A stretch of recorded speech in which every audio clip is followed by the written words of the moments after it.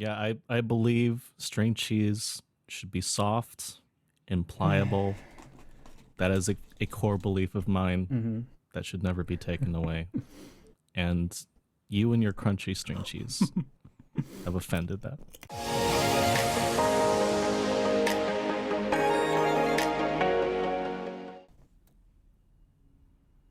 Hi, and thanks for tuning in to LISTENiN, a music sharing podcast. I'm Alexis. I'm Jesse, and I come in peace. I'm Kay, and that was awful. And we'll be your hosts for the show today, where we share our favorite tracks that you may or may not have heard before. And I try to see how many times I can stealthily sneak music made by Skrillex onto the podcast.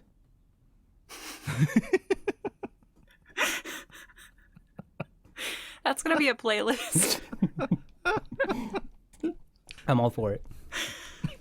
Today we have another theme, and our theme today is songs you might hate, but you also might love them. We're doing polarizing songs that aren't for everyone. Call it whatever you want, but these are songs that ideally we really like, but we recognize other people may not. Before we get into that, what have y'all been listening to this week? I've talked about this a little bit behind the scenes, but I've been re-listening to Daydream by the Aces and also some of their other stuff like Kelly. And they're such a good band. And I don't know, like, can we still talk about them in an episode since we're kind of collectively familiar with them? But Daydream by the Aces is one of my favorite songs of all time, like super boppy, 80s inspired rock pop sort of jam. And it's gotten me through some tough times, I gotta say. Like, when my mood's not great, I put that on and I'm just like, yes, life is good. Super Boppy is my favorite superhero. And I actually haven't checked out the Aces before, but hearing you two kind of gush about them has made me very, very interested. So I should probably do that. Sounds like they're a good time. I think you should wait, and we should do a Jesse and Kay hosts the Aces deep dive for Alexis. Ooh, okay. I'd love that. Strap me in. I'm ready for that. As for what I've been listening to, I've actually been going back and listening to artists that we have shared on the show already. And someone that I've been particularly enjoying is K. Yeah. Yeah, like I mentioned before, like how I just was really interested to see like how someone who has this very just huge range in terms of like sound, and I was diving into their producing work, especially like stuff like with K-pop, and listen to like the stuff that he did with Twice and NCT, and wow, it's super cool, super cool. So yeah, just been listening to a lot of K. Was really, really grateful to have that introduced to me because their music is super colorful. I really enjoy it. Great artist. I've been still really busy with work. I feel like I've been saying that for 2 months now. The deadlines are this week, so it has to be over pretty soon. But I've really been just kind of going back through whatever I have liked on my liked songs recently. And one that I really, really have been loving is called Sabada by Philau, a Austrian producer, and then Dadi Freyr of Think About Things Iceland Eurovision fame, the super boppy song, speaking of super boppy. So they released a song together called Sabada, and it is just really feel good and fun, and I've really been enjoying it. So let's get started. I'm up first, and the artist that is listed on my songs album is named Imaginary Flying Machines, which is actually a collective made up of Italian metal bands Disarmonia Mundi, Living Corpse, Distrage, and Nero Argento, the Japanese metal band Bloodstained Child, Japanese singer Yoko Hallelujah, and the song I picked uses Disarmonia Mundi as the primary band and features Greek singer Sophia Aslanidou, who is also the lead singer of the Tokyo-based electronic metal band Season of Ghosts. The name Imaginary Flying Machines comes from a 2002 short film by Hayao Miyazaki of the same name for use in the Ghibli Museum. Given all the details I've just provided, you might have a good idea of what is about to happen next. From the album Princess Ghibli, here is Tonari no Totoro.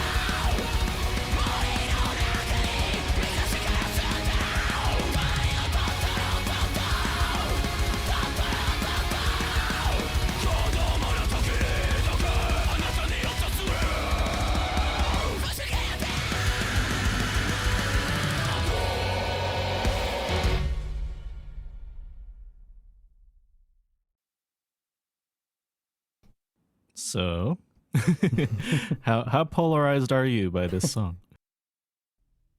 I feel personally polarized. Oh. That doesn't make sense, does it? There's a magnetic quality about you. Yes. That was not typically my cup of tea. I have so much respect for people who can do it well and for artists who do it, but I can't really get into like the screamy, yelly, shouty, what do you call that? Growl vocals. It tends to just kind of stress me out. I was okay here because it's Totoro. I don't know how you get stressed out, but it's probably not something I would put on my playlist, but I really loved the little instrumental section. It was super short, around the 1 minute mark that it was the melody from like Totoro, like the original melody. And I wanted just the entire song done without vocals in that style of guitar. Alexis? I think one of my favorite things was like, I like how Jesse prefaced this was like, and I bet I know what you're thinking is about to happen. As soon as he said that, like I was considering everything he said up before that. I didn't know that this is what we're about to listen to. Like I looked at the album art before listening to it, just to get it ready to listen to. And I was like, oh, this looks like it's going to be nice and peaceful. And then Jesse's all like, oh, there's this Japanese metal band, blah, blah, blah. And I was like, wait, what? I don't know what's about to happen because that's not what I thought was going to happen. I listen to a lot of stuff like this. So in terms of polarizing, it is not of the opposite polarity, or no, the same polarity. It's not pushing me away, is what I'm getting at. I think what's really cool here is the two different vocal styles, which is, you know, the metal screaming and then the clean singing. I was looking at the date that this album came out, which was 2011, and I was like, whoa, you know, this is reminding me of like baby metal stuff. You know, I think this kind of like mashup is really, really cool and really, really interesting, like metal and J-pop singing in a way. Yeah, I really like this sound. It's been around for a long time, and like this is getting me more interested to like kind of see like where the mashup of these two worlds, this kind of like happy sort of sound mixed with like this intense metal. It is a collision, but like it works so well. Yeah, I also really love baby metal. And if you listen to the rest of this album, there's a fair continuum, like within broad metal genre of like that mixture between J-pop and metal. Some of it is more lyrical, tiny bits of like J-pop style electronic music in there as well. So if you check out the rest of the album, which I highly, highly recommend, they cover a lot of other classic Studio Ghibli songs and with a whole bunch of different approaches to it. Mm. It did make me think of baby metal too, and then it reminded me of a group called Lady Baby. Are either of you familiar with that? I am not. I'm a little familiar. I haven't dived too deep into it, but I know what it is. Yeah, so Lady Baby, the group, was two J-pop singers who I think were aspiring models. I don't know how they ended up here. And a Australian male professional wrestler who goes by the name Ladybeard. Oh, I love Lady Beard. Yeah, so Ladybeard was, I guess, in Lady Baby. He did all the screamy vocals, and then the two aspiring models did all of the J-pop style singing. I think my favorite thing about Lady Baby is that after Ladybeard left, they became the idol formerly known as Lady Baby for a few years. So meta. That's the extent of my Lady Baby knowledge, but that's what it actually made me think of. And it's not so much that there were any sort of J-pop vocals in this, but the J-pop came in just in the bouncy sort of melody that is the Totoro song. There were a little bit of what I would identify as J-pop from like those like twinkling sounds at the beginning, which were also kind of sprinkled into the main body of the song, like very faint. And speaking of that intro, it's like sets up a curveball in a way, because like if I didn't know, I wouldn't have guessed that I was about to listen to some like really intense thrash metal at all, which is really cool because I think it sets up that contrast. Or I don't want to even say contrast, but it does set up the two separate worlds. It was really cool. This song the album was recommended to me by a friend who knew I liked metal and I liked Studio Ghibli.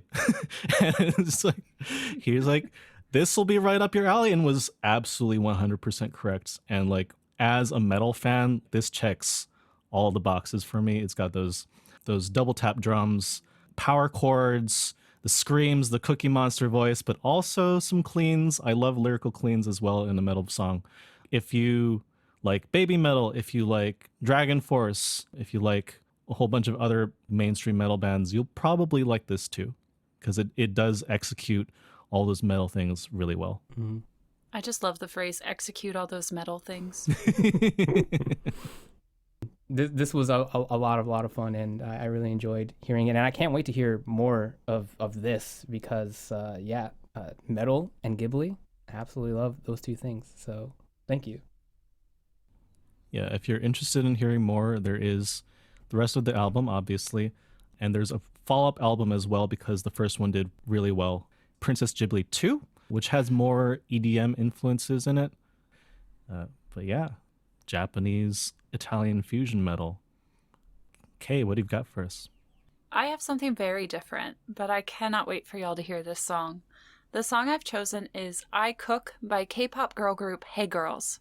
Hey Girls is a 4 or 5 member group, depending on what time frame you're looking at, and they are considered a Nugu group. We talked about Nugus more in episode 6, but this means that they're not well known even among those who listen to K-pop. Like Hint, who we talked about in episode 6, Hey Girls has had a tumultuous journey. They first debuted as a group called Black Queen, a pretty unfortunate name, in 2012 after gaining some recognition as a dance group. After only 2 digital singles and numerous member changes in 5 years, they re-debuted as Hey Girls in 2017. Since then, they've released 6 digital singles and, unfortunately, had another slew of member changes, so much so that none of the current members were active in the group as Black Queen at all, and only one was active for their previous release, Yuhuhu, which was released in October 2018. So what we'll listen to today is almost an entirely new group. The group's fandom name is Haven, and it was super hard to find information about the current lineup, but some sources report that the members have an age range of about 18 years old to 31 years old. The members include Daeun, the longest standing member of the group who was in for at least the previous comeback, Sulhi, Jae-in, the oldest of the group, Chaerin, the maknae, the youngest, and Sara, who actually left the group in November 2021 after this comeback to focus on her studies. The English title of this song, I Cook, is a bit of a pun with the Korean title of the song, Aiku, which is an expression used to show shock or surprise. Google says it could be like saying geez or oh no in English. If you watch any sort of K-dramas or anything like that, you've probably heard them go, Aigu, Aigu, and that's what that is. In the song, the girls become witches in order to make a potion to give to a boy. I'm going to ask you all to watch the video at least once rather than just listen to get the full experience. When I first heard I Cook, I was annoyed, puzzled, and intrigued, but I kept listening to it to try to figure out what in the world was going on, and that's how I ended up loving it. I don't think I have anything else I can really say to prepare you, so here is I Cook, or Aigu, by Hey Girls.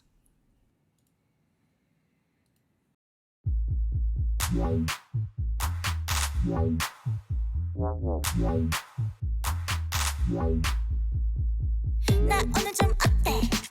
어서 말해줘. 알면 선물은 작든 소리만 하는 너. 나를 바라보는 눈빛, 어루만져주는 손짓. No no no no. 너 식었어 왜 이래? 철없는 소리 stop it. 이제 그만해. 나 혼자 blah blah 원이. 쿨하게 말할 때 들어. 더 이상 참기 힘들어. 이제는 내가 널 바꿀 거야. 내 입맛 대로 봐. 깜짝 놀라지 마.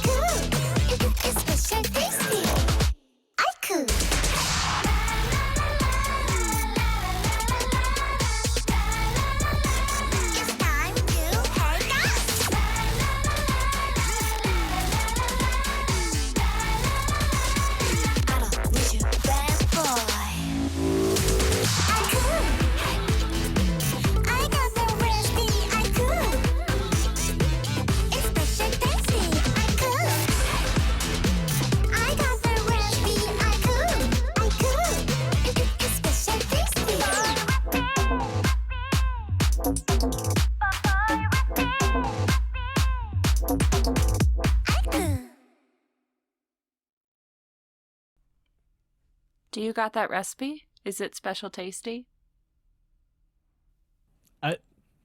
Maybe. I don't know. might I mean, I feel like extremely crunchy cheese sticks are a very, very difficult recipe to get down, but I'm working on it. There's no context because we forgot to record that. It's okay. Wow. Okay, so I see that Super Boppy is on duty because, wow, that was a bop. I feel like there's an and or a but. Oh, there's a lot. There's a lot. I just There's so much. I didn't want to like just control the whole thing. Okay, are we just gonna have like a K-pop podcast at this point? Can we do that? I would totally love that. I've been trying really hard not to do that, and I try to like alternate, but we could. I don't know if Jesse would stick around for it. I don't have enough in my arsenal to keep up with y'all past like, I don't know, 5 or 6 episodes. Yeah. The point I'm getting at here is wow, just a lot of like really, really cool K-pop choices from you. And yeah, this band, I'm a little surprised to hear that they're a Nugu band because I feel like as soon as like you hear this, is like how do you not become like a fan of this? How do you listen to this and you're not instantly Haven? You know, it's like I'm on board like immediately. This is a lot of fun. I had a slightly different reaction. Oh, really? Like, This is why it's the polarizing episode. I feel so mixed up about this song because there are parts of it that I was really digging, but there are also parts of it where I'm like, no, please stop doing that. Like, I did not like the La La's section at the bridge. That's my favorite It's section. your favorite section. I also am not a fan of like the baby voice that one of them has that they keep using for the choruses. But like, I thought it was really, at least on an intellectual level, very interesting. Just hearing all the changes that they went through. And I had to imagine that being the singer dancers for this song, it would be really hard learning dancing and sing along to this backing track. Like, what if they had something completely different to rehearse and they're like, actually, this is going to be the instrumental now. Bwom, bwom, bwom, do, do, do, do, do, do. A note on the baby voices. There is a lot of the baby voice in this song. If you go to their YouTube channel, they have a ton of covers from all the members, including the members who in this song very much use that like cutesy baby voice. And they just have gorgeous voices. Like one of them was singing a song from A Star Is Born. It's just beautiful. So that is very much like a choice that they are making specifically for this song and to specifically sell this sound. I don't know if that makes it better or worse for you, but I guess it makes it better if that's like not the only thing they can do. I appreciate that. I was surprised also in the way that there seemed like a huge disconnect between the vocals and the instrumentals. It actually specifically reminded me of there's some Robotaki remixes of Girls' Generation songs that are really, really good that I enjoy quite a bit. And so like that level of EDM going on in the background was like not super shocking to me. I think the choices that they made in terms of what sort of sounds were going into that EDM backing were very non-standard. Like the bomb sort of noise that I referenced earlier. And things like it hitting super hard during the pre-chorus with like epic sounding drums and like heavy bass, and then cutesy baby voice after that. It was very disorienting for me. the pre-chorus is interesting harmonically because I think it's the only place in the entire song we actually get chords to actually figure out like where we are harmonically. Part of the jarringness of this song, at least to me, is just how little sense it makes from a like writing song standpoint, regardless of the sounds that they choose. And that pre-chorus being the only part that we actually get chords, and also the only part in an entirely different key from the rest, is like very bizarre choice, but it's part of what made me keep coming back to this song. Because I heard it and I was like, I don't like this. But what happened? Like, how did we get here? And it's stuck in my head now, so I have to go back and listen to it again so that I can understand it. And I just kept doing that. And then the next thing I know, I'm walking around my house going, I cook! I got that recipe! So... I'm going to have like a similar experience where I'm going to be walking around the house, and as soon as like I see someone, I'm just going to like open up a door. I'm going to be like, surprise for you. And you're going to be like, what are you talking about? Haiku. Yeah, it's a wild ride for sure. Mm-hmm. Yeah, I had to step away for a second and do some research just to see if like you were trying to steal my title, Kay, on trying to see if you can bring Skrillex onto the show. But no, Skrillex did not do this. I don't think Hey Girls has the budget for Skrillex. Yeah. I had quite an experience with this song. I think back to like when Girls' Generation did I Got a Boy, and everyone was kind of losing their minds like, this isn't my K-pop. What is this? This is just like, it's all over the place. And I was over there. I'm just like, this is incredible. I absolutely love this. Hearing like this song, and I was like, this is cool. I don't know what it says about me, but this works for me very, very easily. Like I have like very little resistance to this. Also, Kay, you said you had to watch the music video for it to make sense to you. I gotta say, the music video didn't help a whole lot. I found it very helpful that you gave us a clue as to what the music video was about, because they skip around different scenes in the music video about as often as they change sounds in the song. I guess at the end, they have like little tiny scenes with the boy showing interest in each of the girls individually. So I guess they all get the boy at the end. But yeah, I wouldn't have maybe even understood that if you hadn't told me what was going on. I did say watch the video for the full experience, not that it would make sense to you. I never made That's that fair. promise. Totally fair. What you're describing with a music video, I think, is just really common for K-pop. But I think also part of what may decrease Alexis's resistance to this is that you are more familiar with K-pop. And I think that this sort of jumping around is not something that we see so much in Western pop music, but it's something that is not necessarily shied away from in K-pop. Even artists like aespa with Next Level do this huge contrast sort of thing in a very jarring and abrupt way. And that song is hugely popular. So part of what I think we're hearing as weird and interesting is something that's really common to the genre more than it is specific to this song. I watched an interview with a K-pop songwriter and producer team.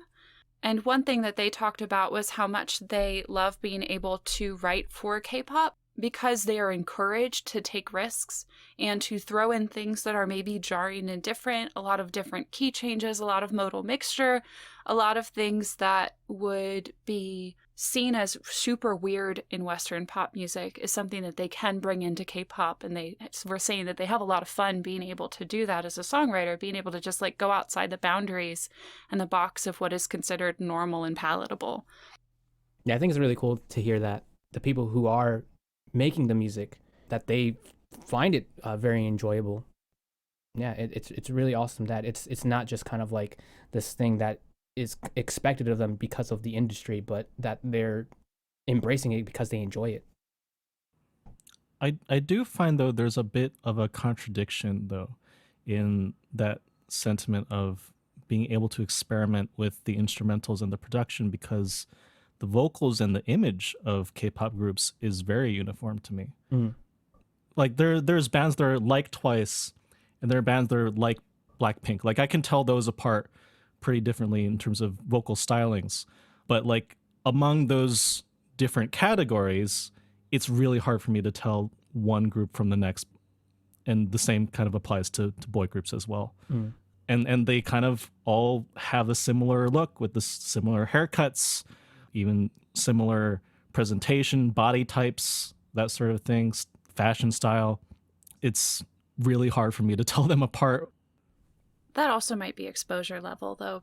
Some of the more mid-range groups who are fairly well known by people who listen to K-pop but may not be getting exposed to a wider global audience really have a lot more variety, I think, in vocal tone and in presentation and the way that they look. Unfortunately, not a ton in body type, but I think we're seeing more of that, especially with the popularity of Hwasa, for example, from Mamamoo, who, if you're not familiar with, is like the group that got me into the K-pop scene.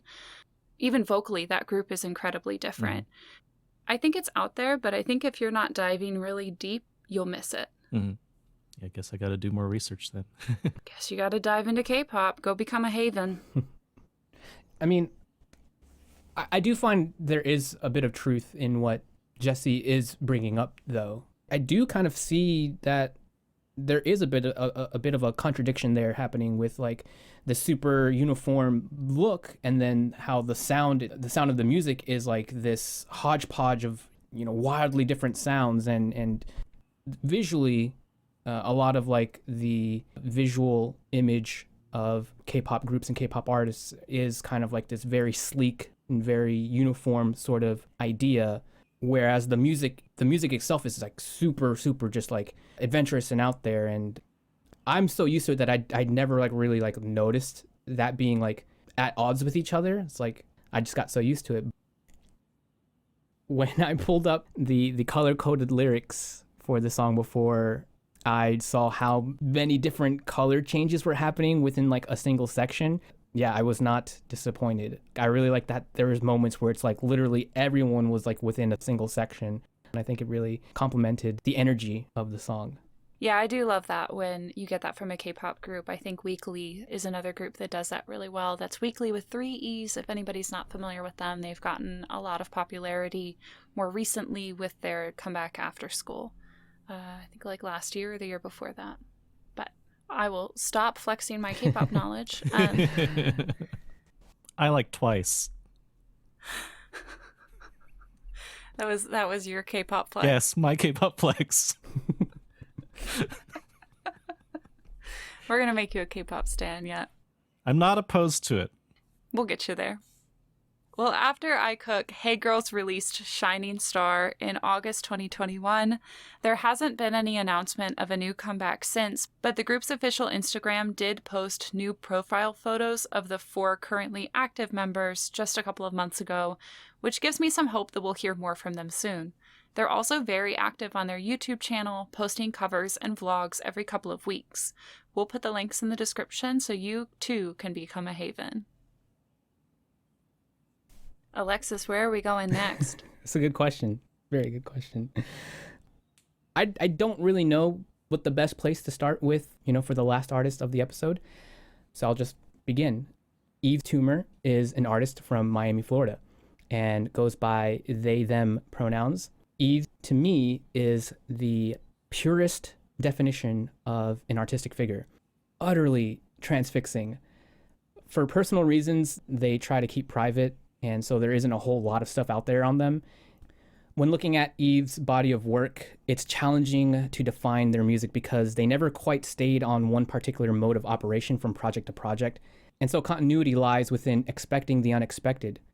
However, I wouldn't quite say that the direction that Yves embarks on is constant left turns, but instead I find it more akin to an artist like David Bowie, someone whose art takes on a complete vision. Yves' sounds are truly avant-garde. One project would be filled with glitchy, brooding, and harrowing electronic music, and then on the very next project is a trip through hazy, psychedelic rock and funk. Because of these shifting personas, the best way for me to describe Yves' art to other people is describing it as dark glam. I was able to come across an interview where Yves expressed this about their art. I don't want anyone to come across my work and to not have any kind of reaction. I'd rather they completely fall in love and are just like freaking out over my music and my art, or just completely hate it and spit at it. I really want strong reactions no matter what it is. There really isn't much else for me to share, so let's take a listen to the song Lifetime from their 2018 album, Safe in the Hands of Love. And just following Kay's recommendation, check out the music video that accompanies it too, because I think it really helps complete the experience for Yves Tumor. Enjoy.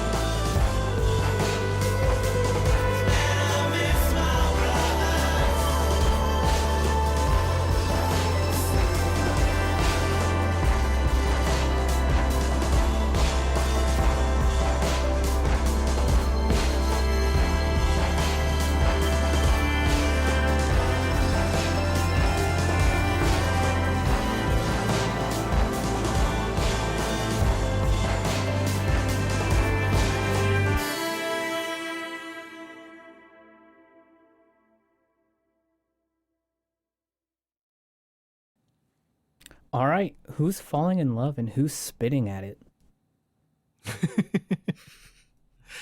Ironically, I don't think I'm doing either. It's COVID. You shouldn't be spitting at anybody.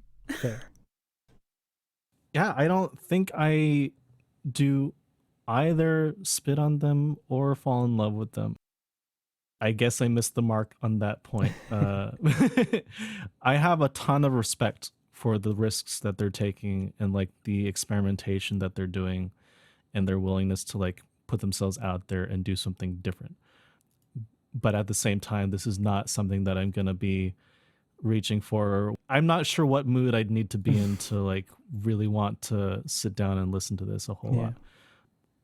Although I wouldn't want to sit down and listen, I would be really jazzed about watching them live. I have to imagine they put on a really good live performance.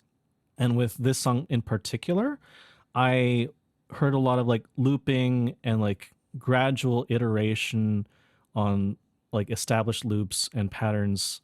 And I wonder, like, do they use a loop pedal when they perform live and just like do all the stuff themselves? Or That's actually a really good idea, or a good thought, I should say, because I don't know. I haven't like really checked out their live performances, but it does make me wonder, like, how do they go about bringing it to a live setting, whether it's through loopers or do they just perform the song as is through other digital means, and if whether or not they prefer putting more priority to the visual side of the performance, kind of embody the music. I loved this. I thought it was almost transporting. I love the contrast of that endless beat and sort of the electronic influence with the live instruments that are, I'm seeing on Genius, actual live piano, trumpet, and cello and electric guitar happening.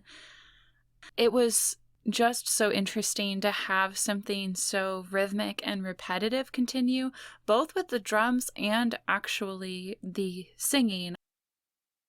I feel like last episode we talked about something being sort of meditative. In a way, this felt like chaotic meditative, if that is a thing. If we can make like a chaotic neutral sort of chart. It felt chaotic meditative to me, where you had this very chaotic drum happening just constantly. But then the repetition of these almost spoken vocals, and then with the little bits of twinkle coming in from those instruments, it was lovely, and it was also really impactful. Yeah, I find it quite cathartic in terms of the execution by the end of the song. The singing, the song itself, the lyrics had to be repetitive in order for the musical elements to have room to evolve in the way they did, because if the lyrics were more narrative or busy, then that would compete with our attention, and it would compete with the sound elements as well, giving them space to evolve. Wow, like when we get to that last like third of the song, when the other instruments come in, like the live instruments, they're just so gorgeous. Like they kind of come in at the right time and kind of create this release. Even though the chaotic drum is still happening, those strings and those pianos just felt so soothing. It felt like I was able to kind of just like let go and melt away. yeah, I definitely agree that was like a huge like release of tension in the song. And if I had just heard those instrumentals, the string instruments at the beginning, it would have been nowhere near as interesting to me. Mm-hmm. I definitely see the visual influence of David Bowie, but I think sound-wise, I was kind of getting the Clash feelings, or like it had a very British punk rock aesthetic to it for me, both in terms of the tonal qualities of their voice and also just like the way they delivered it so rhythmically, so punchy, and the sort of harmonies that they had with their effects as well. Right. There's a lot of like British punk influences in Yves' sound. Check out other songs from them, and like it's there, like it's almost unmistakable. So it's really cool that you're able to pick it up on this song, which I feel like is like not the song that gives me the most vibes from that collection of influences. It is a very big part of their sound, at least on this album. They kind of stray away from it a little bit in future works, but for this collection of songs, like it's definitely a big part of the sound. Cool. Maybe I'll check out more of that then, since I really love British punk as well. I am on their Genius page for this song, trying to get some context for the meaning of Scorpio Can't Hold Me Back. If you have any to offer, please let me know. But I also just want to note that a comment on this song says, the soundtrack of my downfall, and I really liked that description of it in a way. But it does sort of feel like it belongs in a sort of dark, gritty type movie. Yeah. But it definitely has sort of a cinematic quality to it. I think I'm glad that you pointed out that we should look at the video, because I think the video gave me a sense of what sort of mood and vibe and story they were telling in the song. But seriously, does anybody know why Scorpio Can't Hold Me Back is the line? No. I think it's probably intentionally vague so that you can interpret it how you want. Like, my initial guess was that, like, horoscopes are very prescriptive. Like, you are this way because you're this star sign. Or you have the expressions like, it's not in the stars for you. The stars that you were born under dictate how your life will go in some beliefs. And I suppose it could be that their stars do not hold them back from living the life that they want to live, you know. I like that interpretation. Thank you. I think the overarching kind of thing happening sonically on this album is very cinematic in nature. I think it really hints at this experience of kind of like an internal struggle. Several of the songs are more immediate, where it is like a commentary on either the world around them or a commentary on the things happening within. But there are a lot of moments that are like very dystopian and dark, almost like drifting in, you know, one's emotions. It's very apocalyptic, and to see it represented with like this like music video, it really helps deliver that feeling. It's a really cool and a really impactful sound and visual, where it really makes you feel a lot of things, but it's also, on the surface, if you shut down the feeling part, just very interesting to listen to. I think it's really interesting that Scorpio Can't Hold Me Back is so vague, but then there's the line, I miss the days out in Biscayne, I miss my brothers, which is extremely specific. I mean, down to Gloria can't hold me back from her. It's clearly reflecting a very specific struggle that this artist or somebody they know or a story that they heard is experiencing, but it does sort of speak to a larger feeling of wanting to try to break free from what you feel like is maybe, or what you've been told is inevitable. And I actually find those lyrics in that verse where it changes to Gloria to be the most relatable part of the song. Like, give me 3 more weeks to sort this out, I swear I'll prosper. Like, who can't relate to that? Like, needing more time while they're struggling with something, but, you know, hoping that it'll turn out all right. I absolutely love this song and I absolutely love this album, but it was not an easy journey for me to embrace it. I didn't have a negative reaction on my first time listening to it, but it wasn't full on embracing it. It took several listens for me to like really get to the point where I'm just like, yeah, this is going to be an artist that I'm going to be following. And then there's other parts of Yves' catalog that hit very differently and actually have like a more immediate sort of experience where you can jam out to it. Not the easiest person to get into, but definitely rewarding if it's something that you can dig. So I had a lot of fun bringing them to the show.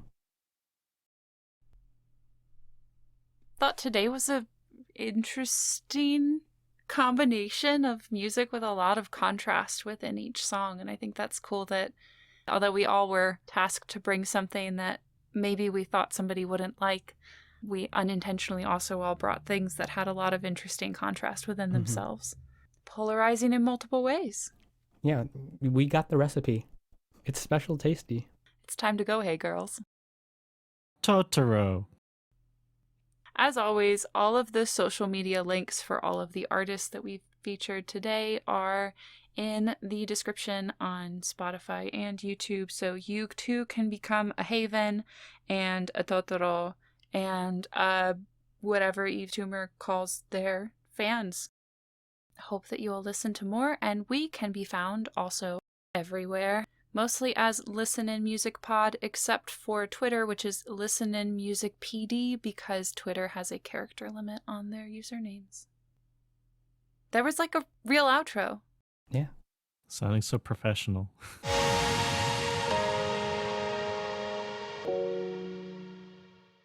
Good sesh, y'all.